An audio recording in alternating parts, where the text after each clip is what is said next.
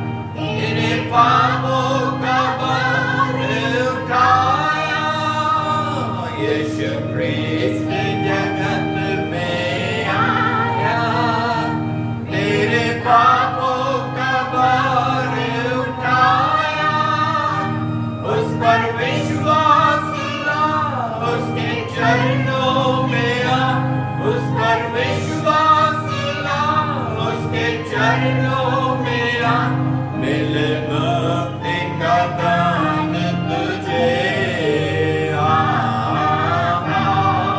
Hallelujah, मिलकर गाए भजन यीशु जी के।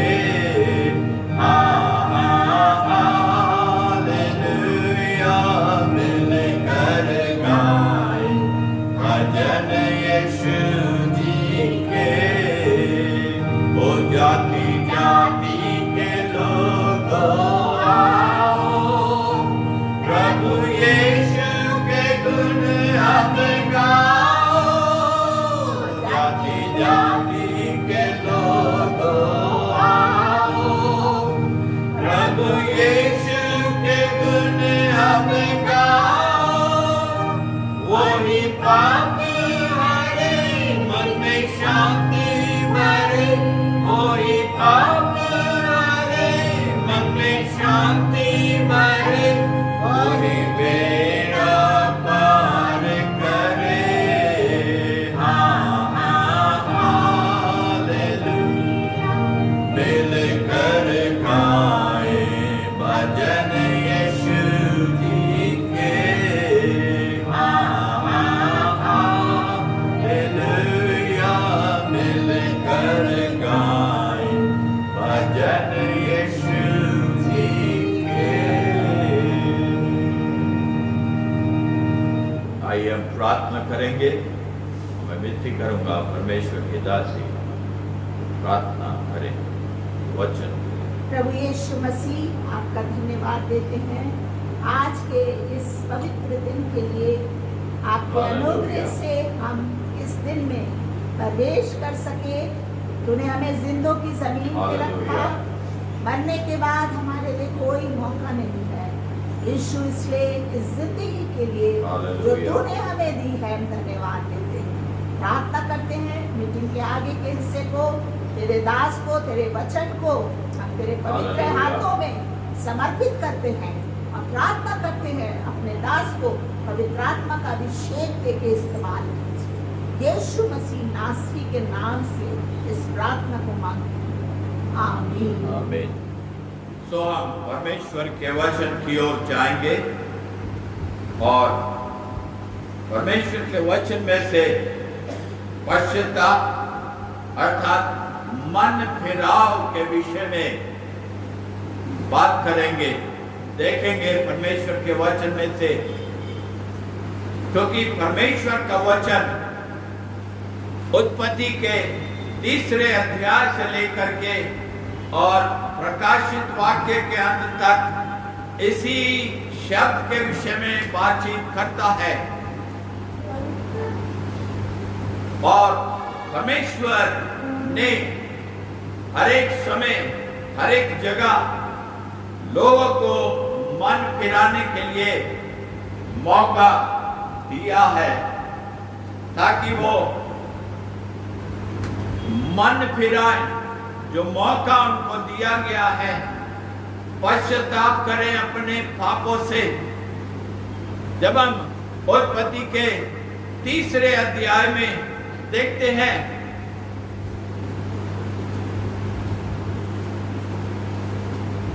आदम और हवा, जिनको परमेश्वर ने मौका दिया जब उन्होंने पाप किया, परमेश्वर की आज्ञा को तोड़ा और उन्होंने अपने आप को उस पाप करके छिपाने की कोशिश करी उस अदन की वाटिका में जिसमें परमेश्वर ने उनको रखा था। उस जगह उन्होंने परमेश्वर की आज्ञा को तोड़ा और अब पाप करके परमेश्वर से छिपने की कोशिश करे। लेकिन परमेश्वर दयालु है, परमेश्वर कृपालु है और वो हर एक को मन फिराने का अवसर देता है। और उसने आदम और हवा को भी, जब हम 3 अध्याय में देखते हैं उत्पत्ति के उसने उन्हें मौका दिया। उनसे जब परमेश्वर ने पूछा, क्या तुमने फल को खाया, तो जवाब क्या मिला कि इस स्त्री ने जो तूने मुझे दी है, इसने मुझे खिलाया। परमेश्वर मौका दे रहा था कि वो इस बात का अंगीकार करे कि हाँ परमेश्वर, मैंने पाप किया है, मैंने तेरी आज्ञा को तोड़ा है, तूने जो मुझे कहा था नहीं करने के लिए मैंने उसी काम को किया। बजाय इसके कि वो पश्चाताप करे, बजाय इसके कि वो मन फिरा लेता, उसने अपने पाप को ढांपा इस बात को कह करके कि जो स्त्री तूने मुझे दी है उसने मुझसे कराया। स्त्री ने शैतान के ऊपर इस बात को डाल दिया, लेकिन जो परमेश्वर ने मौका दिया था उसको गंवा दिया। और जब उस पाप को करने के द्वारा, अंगीकार ना करने के द्वारा उन्होंने अपने समय को खो दिया, तो परमेश्वर को उन्हें उस अदन की वाटिका से बाहर निकालना पड़ा। क्यों? क्योंकि वो पवित्र स्थान था, परमेश्वर की उपस्थिति वहां पर थी, इसलिए अपवित्रता उस स्थान में, पाप उस स्थान में वास नहीं कर सकता था।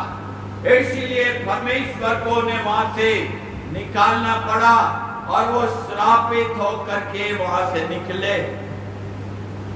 आज भी परमेश्वर हर एक को मौका देता है मन फिराने का, चाहे वो परमेश्वर को के बारे में उन्होंने सुना, जीवित परमेश्वर के बारे में चाहे नहीं, लेकिन कहीं ना कहीं उनके मस्तिष्क में, कहीं ना कहीं उनके हृदय में, कहीं ना कहीं उनके विचारों में एक ही बात आती है कि मैं मोक्ष प्राप्त करूं, है ना?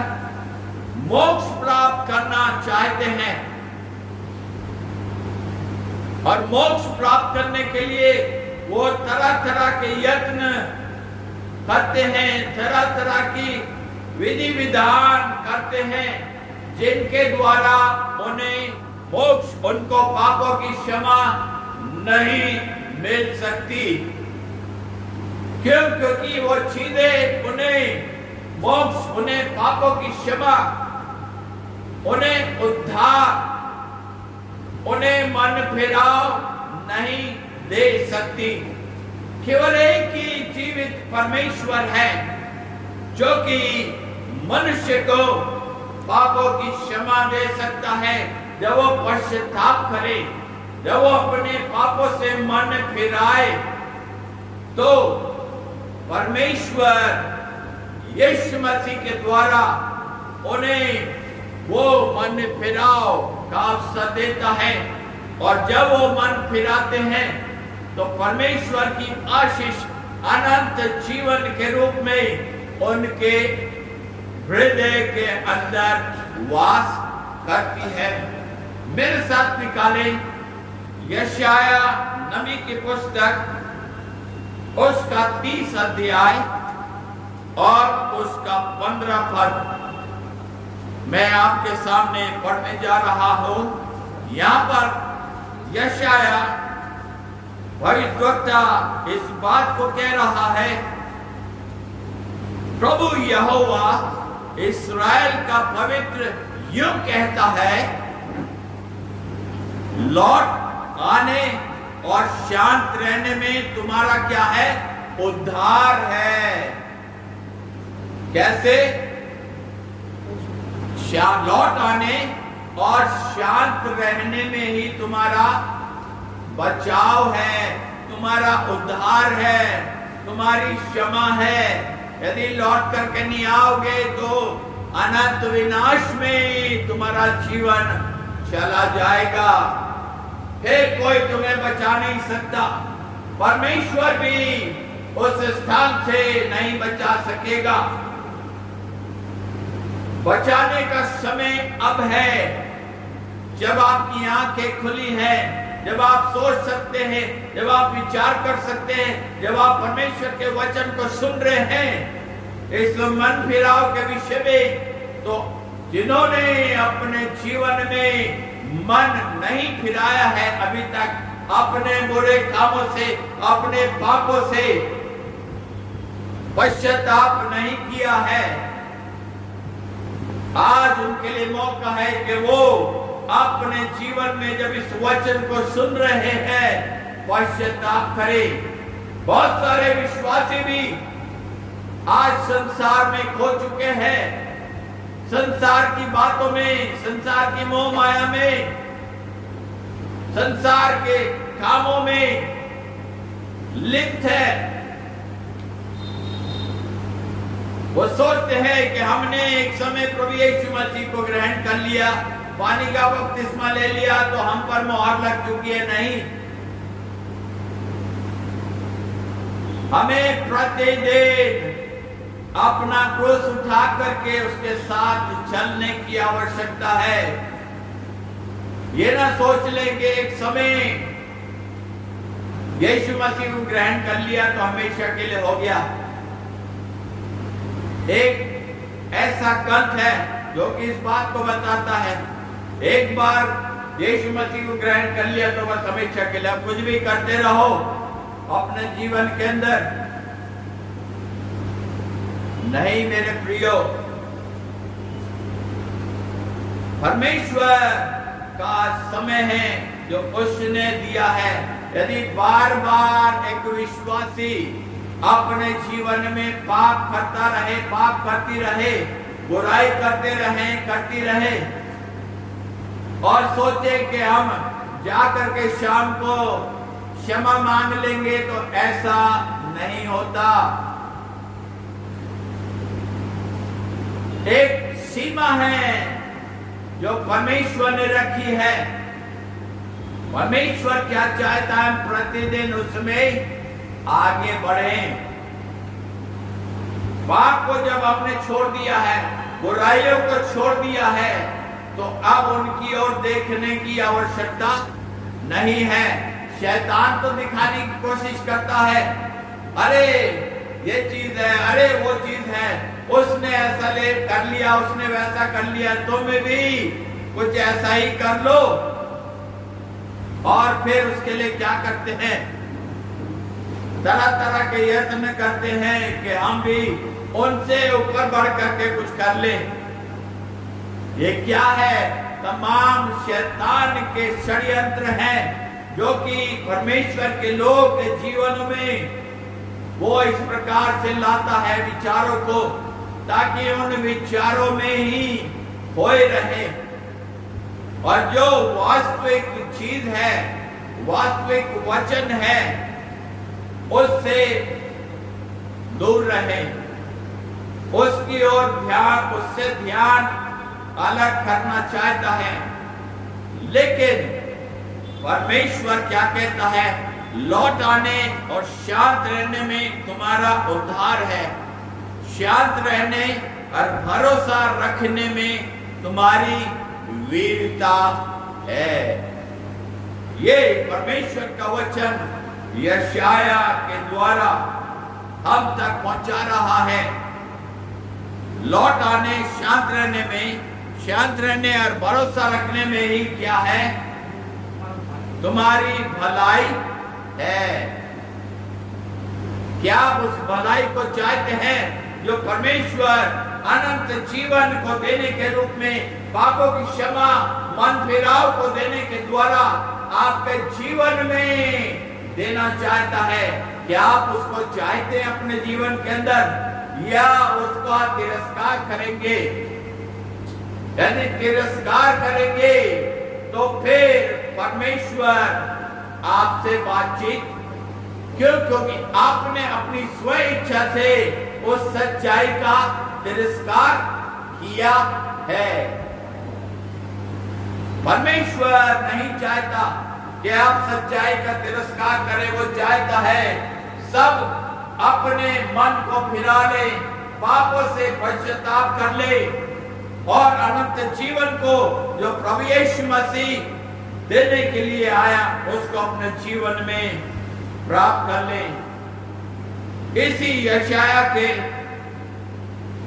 59 अध्याय और उसके 20 पद को मैं पढ़ूंगा।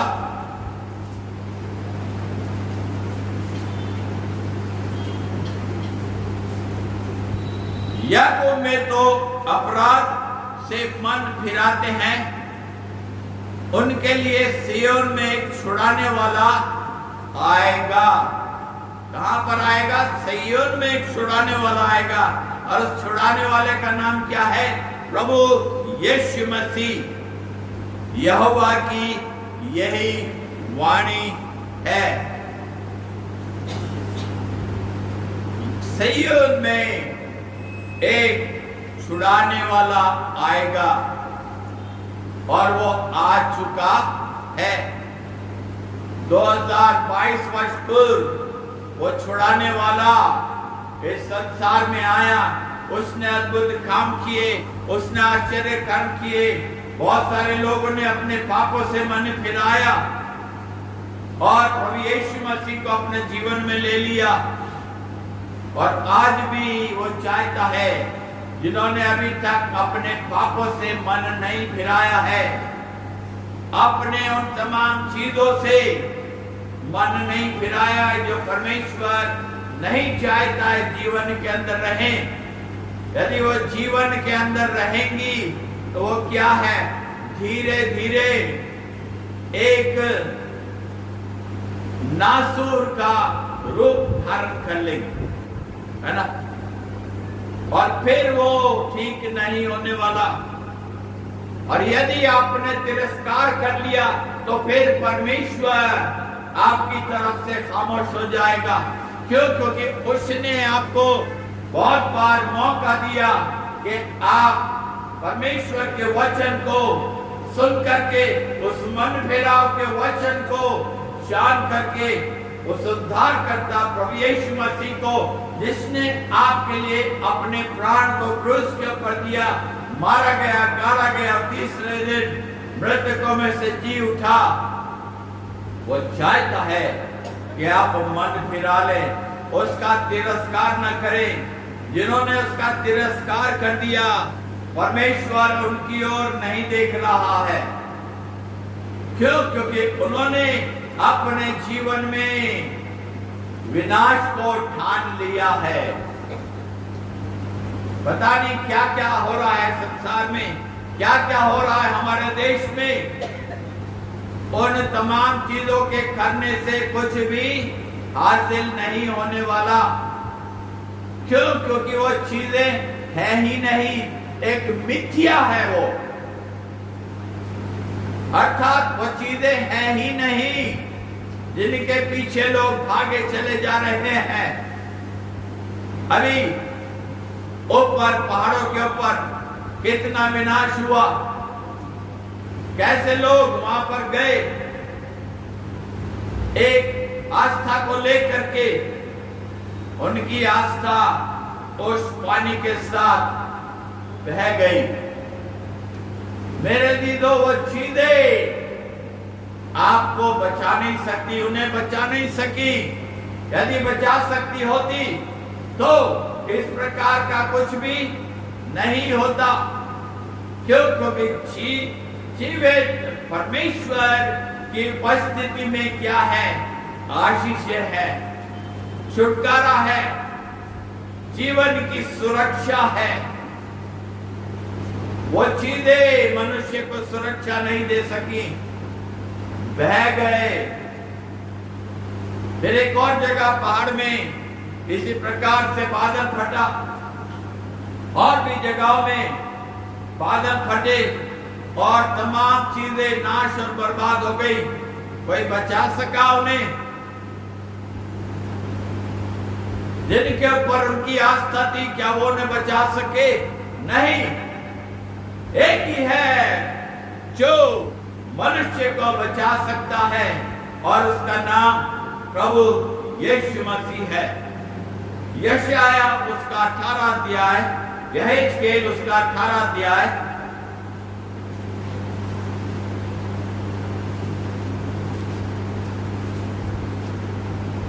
और उसका 32 पद मैं पढ़ने जा रहा हूं, क्योंकि प्रभु यहोवा की यह वाणी है, जो मरे उसके मरने से मैं प्रसन्न नहीं होता।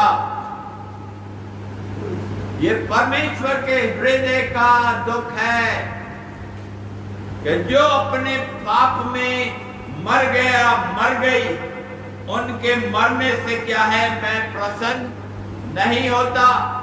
मुझे दुख है, मुझे दुख होता है। क्यों? क्योंकि फिर उनके लिए कोई दूसरा मौका नहीं है। जैसा इब्रानियों के 9:27 में हम पढ़ते हैं, इब्रानियों 9:27,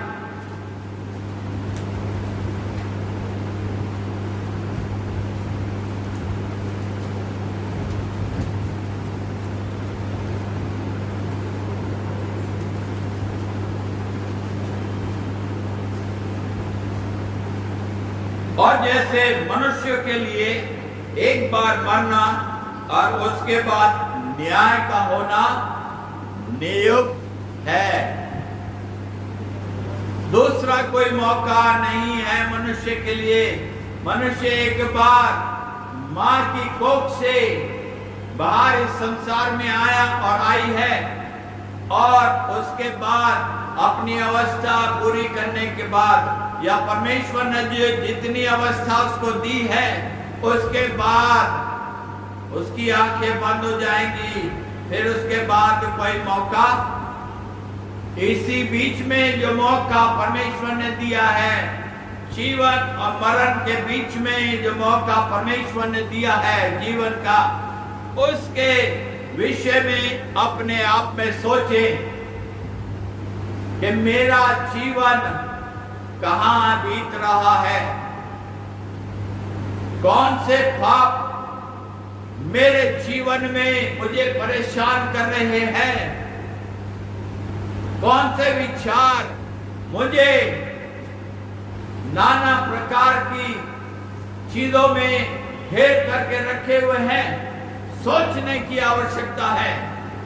क्यों? क्योंकि परमेश्वर इस बात को कह रहा है, यहोवा की यही वाणी है, जो मरे उसके मरने से मैं प्रसन्न नहीं होता, इसीलिए पश्चाताप करो, तभी तुम जीवित रहोगे। पश्चाताप करोगे तभी जीवन मिलेगा। अनंत जीवन उसी का है जो पश्चाताप करे, अपने पापों से मन फिरा ले और उस प्रभु यीशु मसीह में उस जीवन को अपने अंतिम क्षण तक जिए।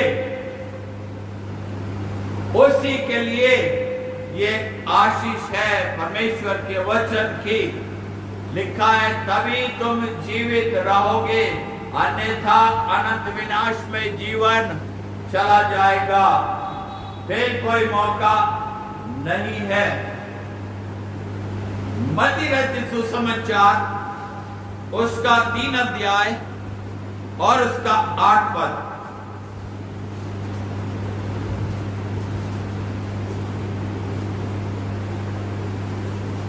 यहां पर लिखा है, इसलिए मन फिराव के योग्य फल लाओ। मन फिराव के योग्य फल क्या है? फल वो है कि आपने जब पापों से पश्चाताप कर लिया है, तो जो परमेश्वर के वचन की बातें हैं, वो फल के रूप में आपके जीवन में फले, फूले और दूसरों के लिए वो आशीष का कारण हो।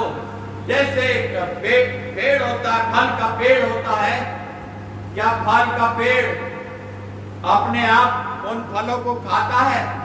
नहीं, वो किसके लिए? दूसरों के लिए उन फलों को अपने ऊपर तैयार करता है।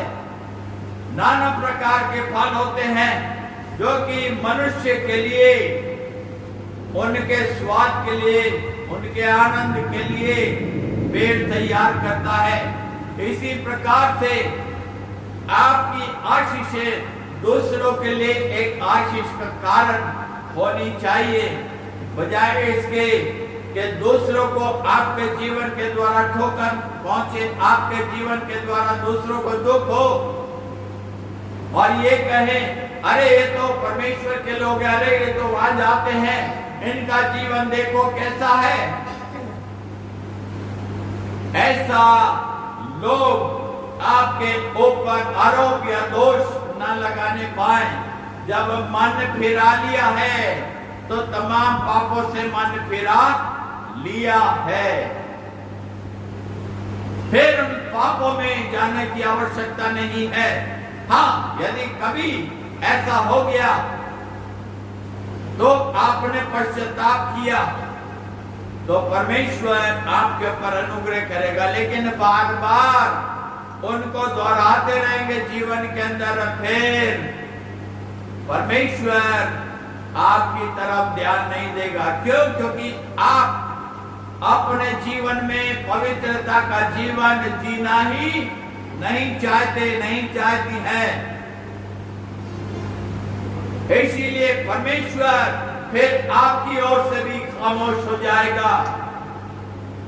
विश्वासी ये ना सोचे कि हमने कर लिया तो हम करते रहें, पश्चाताप कर लेंगे, परमेश्वर अनुग्रहकारी है। कब तक अनुग्रह करेगा? उसके अनुग्रह की सीमा है। उस सीमा को यदि आपने लांघ लिया है तो फिर वो आपकी तरफ से भी खामोश हो जाएगा। इसलिए जब मन फिरा लिया है, पश्चाताप कर लिया है, जीवन में उस उद्धारकर्ता प्रभु यीशु मसीह को अपने जीवन में ले लिया है उद्धारकर्ता के रूप में, तो उसमें जीवन जिए, उसमें चले, उसमें बढ़े, उसमें उन्नत हो, ताकि आपका जीवन दूसरों के लिए भी जब आपके संपर्क में आते हैं वो आशीष पाए,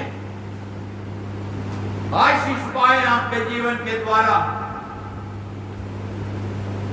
कोई इस प्रकार की बात आपके विषय में ना कहने पाए कि ये तो वहां जाते हैं, इनका जीवन देखो, नहीं, लेकिन ये कहने पाए जैसे चेलों के लिए कहा था, ये यीशु मसीह के साथ रहे हुए लोग हैं। आपके लिए भी लोग कहने पाए कि इनका जीवन हमारे से अलग है, इनकी बोलचाल हमसे अलग है, इनके सोच और विचार हमसे नहीं मिलते हैं। क्यों? क्योंकि आपके विचार, आपके सोच, आपका हृदय, आपका जीवन क्या होगा? परमेश्वर की बातों में ही होगा, संसार की बातों में नहीं। ऐसा नहीं कि यहाँ बैठ करके तो हम परमेश्वर की आराधना उसी मुख से कर रहे हैं, बाहर जा करके हम बुराइयां करते हैं, बुरा भला दूसरों को बोलते हैं, बुराइयां सोचते हैं। ऐसा जीवन में नहीं होना चाहिए। यदि यीशु मसीह के साथ है तो यीशु मसीह के साथ ही जीवन बिताएं अपने अंतिम सांस तक। और यदि संसार के साथ ही रहना है, दोहरा जीवन नहीं जी सकते परमेश्वर के साथ। यीशु मसीह के साथ दोहरा जीवन नहीं चलेगा। एक ही तरफ अपने आप को सोच ले, या तो परमेश्वर को या संसार को।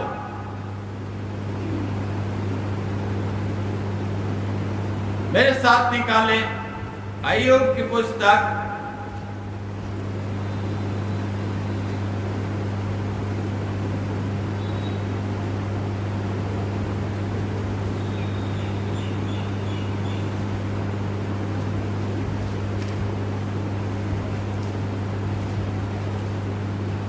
सॉरी यहोशू की पुस्तक उसका 24 अध्याय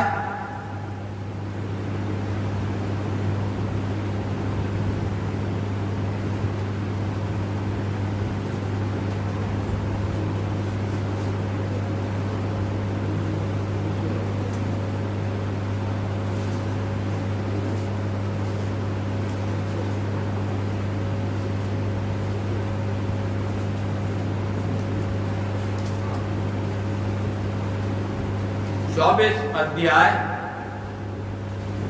और उसमें यहां पर लिखा है, तुम आज अपने लिए चुन लो कि तुम किसको अपने लिए चुनोगे, परमेश्वर को या संसार को। यहोशू कहता है, मैं तो अपने परिवार के साथ परमेश्वर की उपासना करूंगा, उसी के साथ रहूंगा। लेकिन तुम अपने लिए चुन लो, तुम किसको चुनोगे? आज अपने लिए चुन लो। ये यहोशू ने लोगों से इस प्रकार से कहा।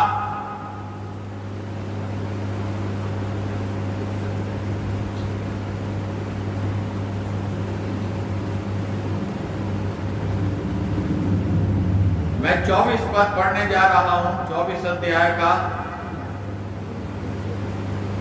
23 पद। यहोशू ने अपने बीच में से पराये देवताओं को दूर करके अपना अपना मन इस्राएल के परमेश्वर यहोवा की ओर लगाओ। लोगों ने यहोशू से कहा, हम तो अपने परमेश्वर यहोवा ही की उपासना करेंगे और उसी की बात मानेंगे। तब यहोशू ने उसी दिन उन लोगों से वाचा बंधाई और शेकेम में उनके लिए विधि और नियम ठहराए।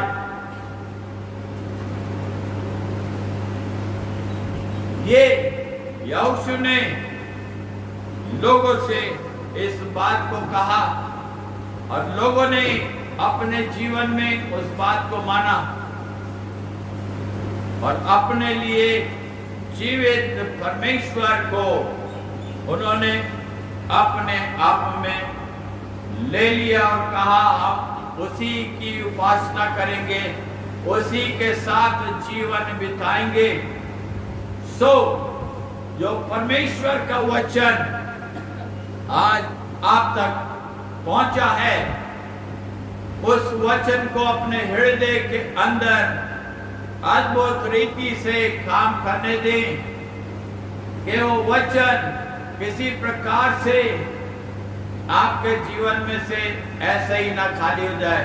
यदि आप उसको अपने हृदय में उतरने देंगे तो वह आपके अंदर रहेगा और वो आपके ऊपर है कि आप उसे अपने जीवन में लेना चाहते हैं या उसे ठुकराना चाहते हैं, उसका तिरस्कार करना चाहते हैं या उसे ग्रहण करना चाहते हैं।